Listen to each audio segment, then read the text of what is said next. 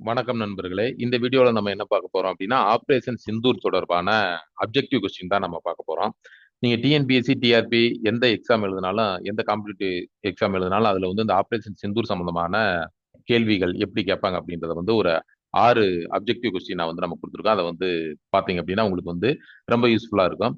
Operation Sindoor வந்து எந்த நிகழ்வுக்கு பதிலடியாக நடத்தப்பட்டது? ஆப்பரேஷன் சிந்தூர் எந்த நிகழ்வுக்கு பதிலடியாக நடத்தப்பட்டது அப்படின்னா, 2025 பகல்காம் பயங்கரவாத தாக்குதல். அதற்காக தான் இது வந்து நடத்தப்பட்டது. இந்த ஏப்ரல் 22, 2025 அன்று ஜம்மு காஷ்மீரில் உள்ள பகல்காமில் உள்ள பைசரன் புல்வெளியில் சுற்றுலா பயணிகள் குழுவை பயங்கரவாதிகள் வந்து தாக்குனாங்க. இதனால தான் வந்து ஆப்பரேஷன் சிந்தூர் வந்து பதிலடியாக நடத்தப்பட்டது. அடுத்த கொஸ்டின் பாருங்க. பகல்காம் தாக்குதலுக்கு பொறுப்பேற்ற பாகிஸ்தான் ஆதரவு பயங்கரவாத அமைப்பு எது? அதாவது பகல்காம் தாக்குதலுக்கு பொறுப்பேற்ற பாகிஸ்தான் ஆதரவு பயங்கரவாத அமைப்பு எது அப்படின்னு வந்து கேட்டிருக்காங்க. இதுக்கு பாத்தீங்க அப்படின்னா லக்சரை தொய்பாவுடைய நிழல் அமைப்பான டிஆர்எஃப். டிஆர்எஃப் அப்படின்னா என்ன விரிவாக்கம் அப்படின்னா தி ரெசிடென்ஸ் ஃப்ரண்ட் அப்படின்றது வந்து விரிவாக்கங்க. லக்சரை தொய்பாவின் நிழல் அமைப்பான டிஆர்எஃப் தான் இந்த பகல்காம் தாக்குதலுக்கு பொறுப்பேற்ற பாகிஸ்தான் ஆதரவு அமைப்பு. ஆபரேஷன் சிந்தூர் வந்து எந்த தேதியில் நடைபெற்றது?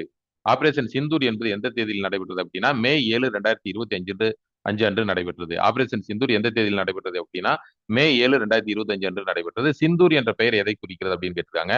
சிந்தூர் என்பது வந்து எதை குறிக்கிறது அப்படின்னா குங்குமத்தை குறிக்கிறது. சிந்தூர் என்ற பெயர் எதை குறிக்கிறது அப்படின்னா குங்குமத்தை குறிக்கிறது. ஆபரேஷன் சிந்தூர், இந்த ஆபரேஷன் சிந்தூர் வந்து எந்த ஒரு, அதாவது ஆபரேஷன் சிந்தூர் என்பது சிந்தூர் நடவடிக்கையில் எத்தனை பயங்கரவாத தளங்கள் வந்து குறி வைக்கப்பட்டன அப்படின்னு கேட்டிருக்காங்க. இதுக்கு வந்து 9 அப்படின்றது வந்து சரியான ஆன்சருங்க. ஆபரேஷன் சிந்தூர் வந்து எத்தனை பயங்கரவாத தளங்கள் வந்து ஆபரேஷன் சிந்தூர் நடவடிக்கையில் எத்தனை பயங்கரவாத தளங்கள் குறிவைக்கப்பட்டன அப்படின்னா 9 பயங்கரவாத தளங்கள் வந்து குறிவைக்கப்பட்டன. ஆபரேஷன் சிந்தூர் தாக்குதலுக்குள்ளான பயங்கரவாத அமைப்புகளின் தலைமையகங்களில் எது அடங்கும் அப்படின்னு வந்து கேட்டிருக்காங்க. ஆபரேஷன் சிந்தூர் நடவடிக்கைகளுக்குள்ளான பயங்கரவாத அமைப்புகளின் தலைமையகங்களில் எது அடங்கும் அப்படின்னு பார்த்தா அப்படின்னா முரித்கே மற்றும் பகல்பூர் அப்படின்றதான் அடங்கும். இது வந்து உங்களுக்கு ரொம்ப முக்கியமானது. நீங்க எந்த காம்படிட்டிவ் எக்ஸாம் எழுதினாலும் இதுல வந்து உங்களுக்கு வந்து கொஸ்டின் வந்து கேட்பாங்க.